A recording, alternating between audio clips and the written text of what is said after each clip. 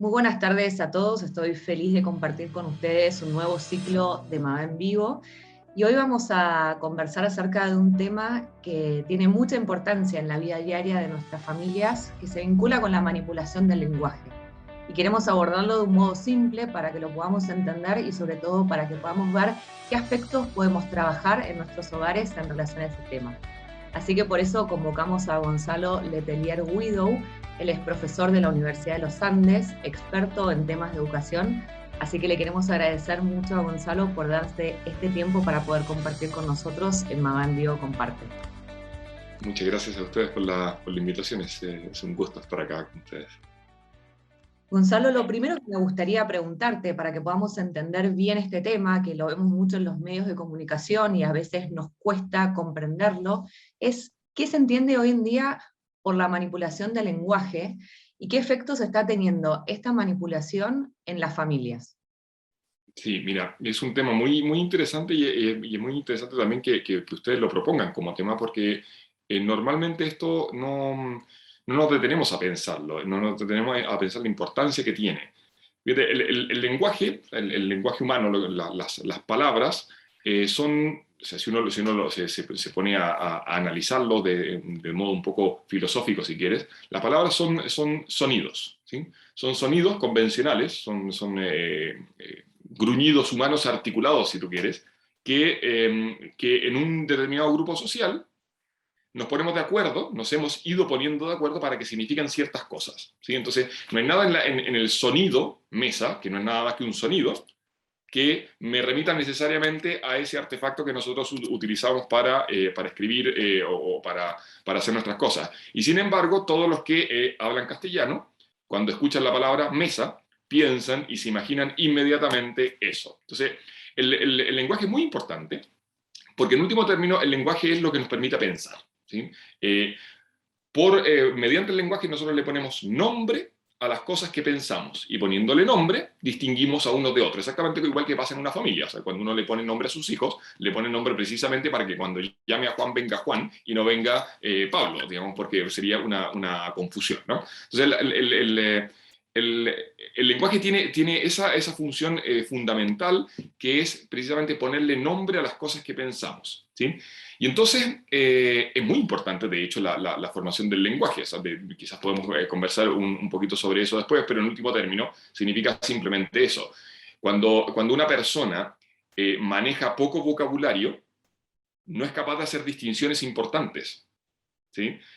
Cuando una persona maneja más palabras, puede decir más cosas, ¿sí? Y precisamente por eso su pensamiento se va haciendo cada vez más preciso. Ese lenguaje se puede manipular, ¿sí? Se puede manipular. Y uno dice, se manipula el lenguaje cuando se le hace significar cosas que no significan, ¿sí? Cuando se usan las palabras que tienen connotaciones importantes, palabras que evocan imágenes nobles, bellas, se usan para designar otras cosas. De manera de hacer que las personas asocien cosas que no tienen relación, ¿sí? O de manera de que las personas porque usan esa palabra, piensen en algo menos fuerte y menos verdadero que lo que de verdad significa. En el fondo, manipular el lenguaje significa no llamar las cosas por su nombre, sino que ponerle un nombre distinto para que suene mejor. Sí, por ejemplo, ya no sé, qué sé yo, en materias polémicas. Es mucho menos fuerte hablar de interrupción voluntaria del embarazo que de aborto, ¿sí? Y claro, si yo hablo de interrupción voluntaria del embarazo, parece que la cosa más o menos se puede, ¿sí? Si yo hablo de aborto, entonces lo estoy diciendo por su nombre y es mucho más complicado. ¿Qué sé yo? Hablar de matrimonio igualitario. Oiga, la palabra matrimonio, durante toda la historia de la humanidad, ha significado ese tipo de relación entre un varón y una mujer, que precisamente porque son varón y mujer pueden formar una familia y entonces necesitan una protección jurídica. Si yo le llamo matrimonio a algo distinto de eso, claro, estoy tomando una palabra que tiene mucho prestigio, que tiene mucho valor, que es muy bonita y que simbólicamente significa muchas cosas, ¿sí? Y evoca muchas cosas, para validar algo que es completamente distinto. En el tema del matrimonio entre personas del mismo sexo aparece muy claramente el problema, porque aquí no se trata ni siquiera de discutir sobre la homosexualidad. El problema es completamente distinto. El problema es, a ver, yo tengo a dos personas que están viviendo juntas y que son capaces de formar una familia. Formar una familia los pone en una situación de vulnerabilidad, en una situación de debilidad, de fragilidad, que es muy importante y que sin embargo ellos están cumpliendo una función social que es súper importante, porque están educando niños, ¿sí? Entonces necesitan protección. Ninguna de esas cosas se da en una relación afectiva entre personas del mismo sexo. Entonces, no se ve por qué habría que ponerle ese nombre, pero es muy importante que se llame así, ¿sí? Es muy importante para ellos lograr que se llame así, porque si se llama así, entonces parece que le estoy reconociendo una cierta dignidad, ¿sí? Por eso hay muchos ejemplos, pero el tema de la manipulación del lenguaje es muy frecuente, es muy importante, es el instrumento típico de la ideología. Te pongo un último ejemplo y cerramos. Fíjate, todos los regímenes tiránicos quieren ser llamados democracia, porque es una palabra bonita, ¿sí? Entonces, la verdadera democracia es la de la Unión Soviética, la del pueblo cubano, la del Congo, la de Venezuela. Eso sí que es democracia, ¿sí? Entonces, es muy importante robarse la palabra, aunque significa cambiarle el significado, para validar aquello que yo quiero hacer. Es impactante como a veces como familias no nos detenemos a pensar bien estos temas y cómo esto está impactando en la educación de nuestros hijos también. Por eso entendiendo esta palabra de lo que implica manipular y cómo hoy en día la hemos reflejado también, como vos mencionabas, en muchos proyectos de ley que se intentan validar situaciones justamente desde el ámbito jurídico, cómo esta manipulación hoy en día está afectando nuestras familias, qué es lo que vos podés ver también dentro del ámbito educativo. Sí, ese punto es muy importante porque nosotros educamos con palabras. Nosotros educamos mediante las palabras. De hecho, no hay verdadera educación, no hay educación de ningún tipo si es que a un niño no se le dicen cosas mediante palabras. De hecho, un niño aprende a pensar en la misma medida en que aprende a hablar. El desarrollo del lenguaje y el desarrollo del pensamiento son absolutamente paralelos. Y para un niño, sobre todo para un niño pequeño, aprender a conocer el mundo es fundamentalmente ir poniéndole nombre a las cosas. ¿Sí? Un niño va creciendo, se va desarrollando en la medida en que es capaz de designar con palabras cosas distintas. Es un ejemplo muy sencillo. Para un niño chico, probablemente cualquier cuadrúpedo es un perro. ¿Sí? Entonces, cuando ve una foto de un tigre y dice perro, la mamá le dice, no, eso no es un perro, es un tigre. Si no tiene la palabra, es imposible que haga la distinción. ¿Sí? Y por eso mismo pasa que cuando uno aprende una ciencia nueva, lo primero que hace es adquirir nuevas palabras. ¿Sí? Pues el desarrollo del pensamiento es siempre paralelo al desarrollo del lenguaje. Y entonces es muy importante en la educación de los niños que a las cosas se les llame por su nombre. ¿Sí? Por su nombre, no necesariamente por el nombre científico, ¿sí? Sino por el nombre normal de las cosas. ¿Sí? No se trata acá de ponerse remilgado y hablar de manera difícil porque parece que entonces es más correcto. No. Se trata simplemente de que el lenguaje es un vehículo de comunicación entre las personas. Todas las cosas importantes de conocer tienen un nombre. A todas las cosas que nosotros necesitamos designar en la vida cotidiana le hemos puesto un nombre. Bueno, usemos ese nombre. Y entonces dejemos de añadir discursos complejos, digamos, al lenguaje y usemos el lenguaje de modo normal, de modo natural. ¿Sí? Esto en el orden de la educación es súper importante porque el modo en que a nuestros niños se les va, digamos, deformando el concepto natural de las cosas, las diferencias naturales de las cosas, es precisamente a través del lenguaje. Entonces, cosas que parecen inofensivas, o cosas que parecen de moda, o cosas que parecen, que parecen entre comillas, actuales y modernas, finalmente van distorsionando. Esto se nota sobre todo en el ámbito de la sexualidad y de la diferencia sexual. Y este ejemplo sirve para muchas cosas. Fíjate que precisamente porque es algo muy íntimo y muy delicado, tiene que ser designado con palabras que manifiesten eso. Respecto de la diferencia sexual, está lleno de palabras vulgares, hay que evitarlas. Pero también hay un lenguaje pseudocientífico de designar las partes íntimas con un nombre técnico que no se usa. No, tampoco, porque usted está transformando en tema algo que no es un tema. ¿Sí? Le está dando una relevancia distinta de la que debería tener respecto de un niño pequeño que en el fondo tiene que ir al baño y nada más, ¿sí? Y lo mismo respecto de la ideología de género. La ideología de género nos ha llenado de palabras que además se supone que tenemos que entender, y si no entendemos bien, somos discriminados. O sea, entonces, orientación sexual parece que es distinto de identidad de género. Oiga, ¿sabe qué? Varón, mujer, no me venga con cosas. ¿Sí? Y entonces a los niños, educarlos como niños, para que, consolidados en su propia masculinidad, sean capaces de donarse a una mujer. Y a la mujer, educarla como mujer, para que, siendo plenamente mujer, esté capacitada para darse así, en una comunidad de amor, a un varón y entonces juntos formar una familia. Es mucho más sencillo. Cuando nosotros manipulamos el lenguaje siempre, fíjate, cuando uno manipula algo, manipular algo, siempre significa usarlo para algo distinto de lo que esa cosa o esa persona querría. ¿Sí? Yo manipulo un lápiz. ¿Por qué puedo manipular un lápiz? Porque el lápiz no tiene fines propios. El lápiz hace lo que yo le digo que haga, pero si yo lo dejo solo no hace nada. Yo también puedo manipular a una persona. ¿Cuándo manipulo a una persona? Manipulo a una persona cuando ella cree que está haciendo algo y en verdad está haciendo algo distinto, que es lo que yo quiero que haga. Lo que quiero decir con esto es que la manipulación siempre tiene dos discursos. El discurso de lo aparente y el discurso real que va por debajo. Entonces, la mejor manera de combatir la manipulación del lenguaje es designar las cosas por su nombre, sin segundas intenciones, decir lo que se piensa del modo más claro y no tratar de decir una cosa para decir otra. ¿Sí? La manipulación del lenguaje en el fondo es contrabando. Es contrabando de significados. Es tal cual como vos lo mencionás, y creo que es un tema para que todas las familias reflexionemos un poco más acerca de cómo podemos trasladar este tema a nuestros ámbitos. Y por eso hay un tema con el lenguaje que también uno lo ve bastante, y es cómo se relaciona un uso inadecuado del lenguaje con nuestro comportamiento de vida. O sea, ¿por qué es tan importante este uso de las palabras y cómo a veces estas palabras mal utilizadas pueden afectar nuestro comportamiento?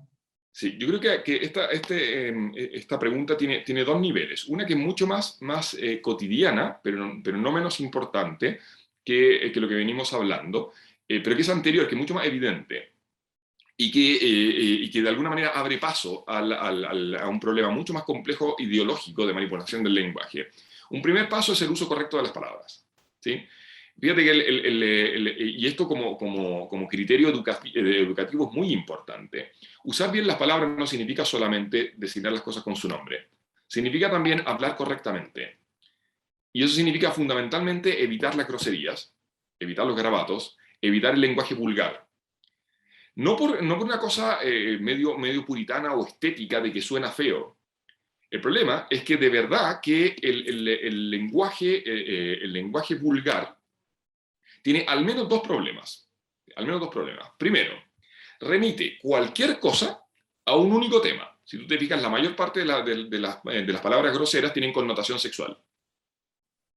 Entonces, una persona que habla de esa manera, finalmente termina relacionando cualquier cosa que no tiene nada que ver con algo propio de la dimensión sexual de la persona. Y siempre de modo despectivo o de modo, digamos, aparentemente chistoso, de modo obsceno, ¿sí? Burlándose. Y entonces pasan dos cosas. Por una parte, desnaturalizo eso que estoy designando, y por otra parte, transformo o considero toda la dimensión sexual de la persona como algo risible, o como algo vergonzoso, o como algo que se oculta, o como algo que es malo, como algo que en el fondo no se respeta, sino que se mira con sospecha. ¿Sí? Respecto de este primer punto, fíjate, si tú te fijas, las palabras vulgares, las groserías siempre se usan como comodines, ¿no? ¿Sí? Uno usa esa palabra para designar cualquier cosa. Claro, y eso atrofia el pensamiento. Atrofia el pensamiento. Si yo no llamo las cosas con su nombre, significa que no hago distinción entre una cosa y otra. Si todas las cosas las puedo denominar con la misma palabra, significa que no hay ninguna diferencia relevante entre ellas. Son todas la misma cuestión, por decirlo de una manera menos vulgar de lo que todos estamos pensando, ¿no? Claro, porque el punto es precisamente eso. Son todos lo mismo, por eso lo puedo designar con la misma palabra.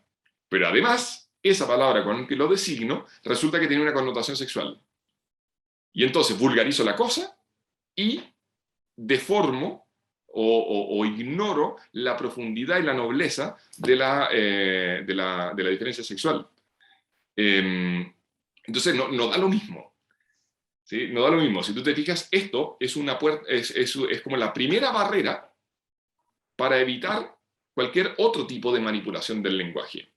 Porque claro, a mí no me vienen con cosas.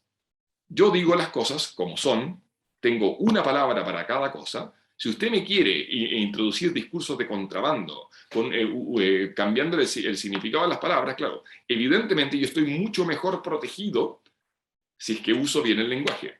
Pero para eso hay que cultivar el uso del lenguaje. Claro, ahora viene esta pregunta que me parece interesante. ¿Cómo podemos nosotros, dentro de nuestro ámbito familiar, poder volver al significado real de las palabras? ¿Qué es lo que podemos hacer? Porque vos decías, hay que cultivar el lenguaje. ¿Cómo cultivo el lenguaje dentro de la educación de mis hijos?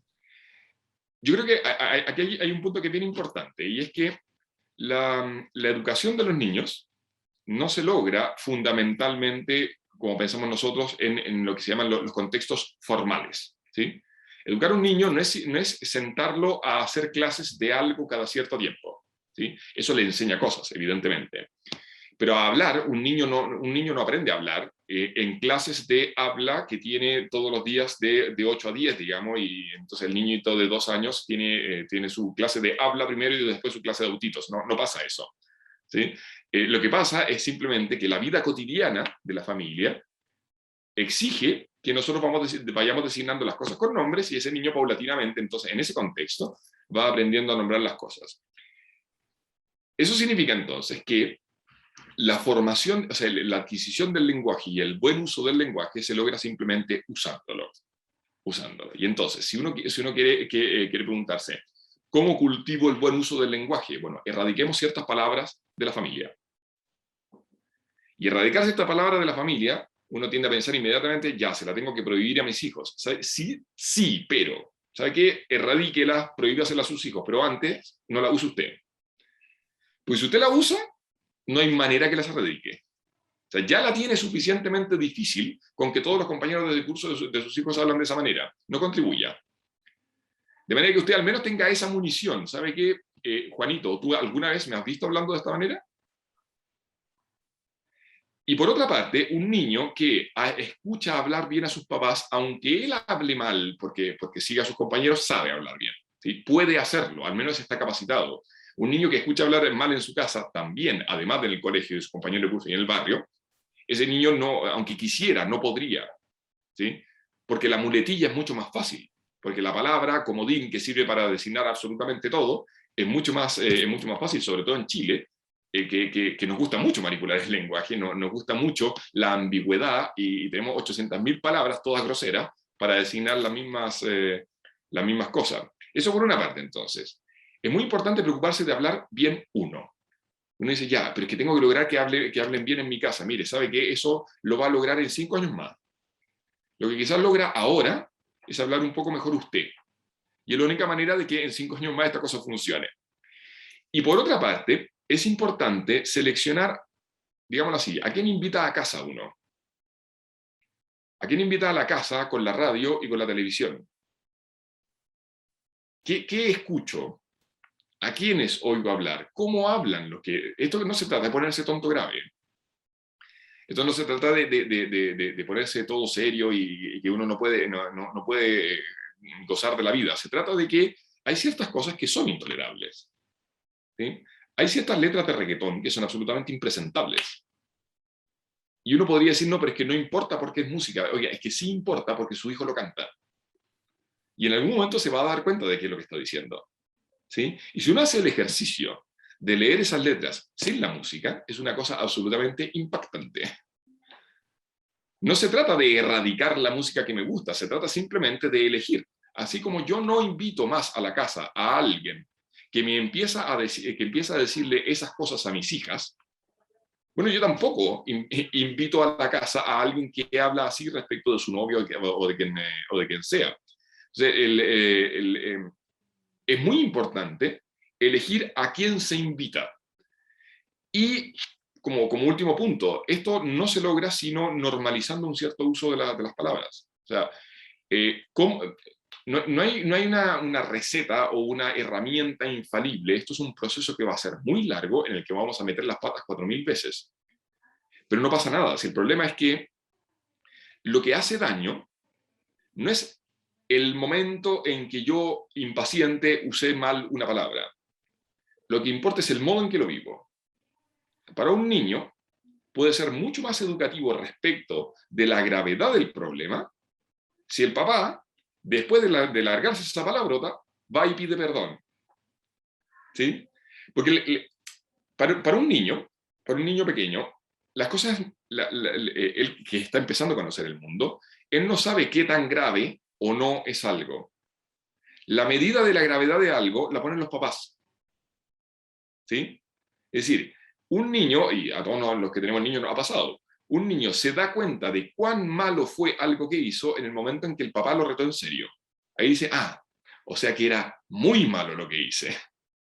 ¿Sí? Entonces hay que darle importancia a estas cosas, aunque nos equivoquemos todos, porque es perfectamente posible que todos como familia estamos en esto, tratando de mejorar el lenguaje, porque todos hablamos muy mal. Entonces este problema que tenemos todos lo superamos todos juntos. ¿Sí? Entonces no se trata acá de que por milagro yo a partir de mañana no digo ninguna palabrota, a pesar de que durante toda mi vida he hablado mal, sino que se trata de que juntos estamos en algo vamos a meter las patas, pero le damos la importancia que tiene. ¿Sí? Sí. Y para ir terminando con estos consejos que también diste anteriormente, se nos acerca un tiempo de vacaciones, que es un tiempo también donde podemos disfrutar más la vida familiar y es un tiempo de encuentro con nuestros hijos. ¿Qué recomendaciones nos podrías dar para poder potenciar este uso adecuado del lenguaje? O sea, hablaste de la música, yo también Sí. pienso en las películas, las series que ven, cómo se van manejando también ellos, los que son más jóvenes, con el tema del uso de la tecnología, que hoy en día uno ve las conversaciones de WhatsApp de jóvenes y adolescentes, y también es preocupante cómo ellos se van manejando con este lenguaje en este tiempo que nos hace volver a centrarnos en familia dentro de las vacaciones. ¿Qué nos podrías recomendar además de todas las cosas que ya nos viniste comentando? Sí, yo creo que muchas de las cosas que estábamos conversando hasta ahora tienen que ver fundamentalmente con poner límites, ¿no? El tiempo de vacaciones es una oportunidad precisamente porque ya no se trata tanto de poner límites, sino de proponer cosas, ¿sí? Sino de hacer cosas.